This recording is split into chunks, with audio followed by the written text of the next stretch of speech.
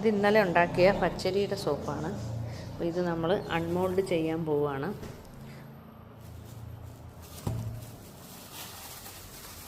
ഇതിപ്പം ഫ്ലവറിൻ്റെ മോൾഡാണ്. പതിയെ വെക്കണം.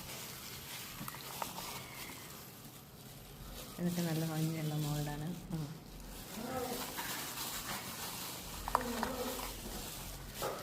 പച്ചരി നമ്മുടെ സ്കിന്നിന് ഏറ്റവും നല്ല ഒരു കളർ വെക്കാനും അതേപോലെ തന്നെ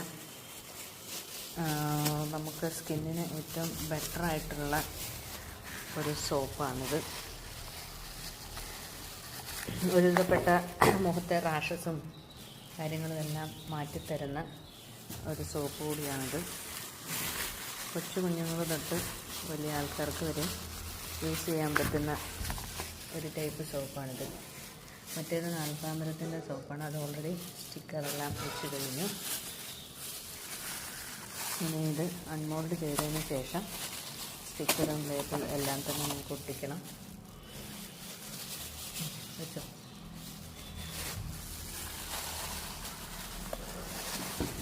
അമ്മയാണ് കൂടെ ഉള്ളത്.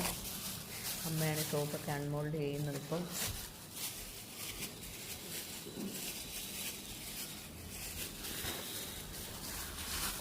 ഇത് ഏറ്റവും ചെറിയ നമ്മൾ സാമ്പിൾ സോപ്പായിട്ട് കൊടുക്കുന്നതാണ്. ഒരു 23 ഗ്രാമൊക്കെ ആയിരിക്കും ഇതിൻ്റെ വെയിറ്റായിട്ട് വരുന്നത്. അപ്പം ഇതെല്ലാം നല്ല ഭംഗിയുള്ള മോൾഡാണ് കാണുന്നതൊക്കെ.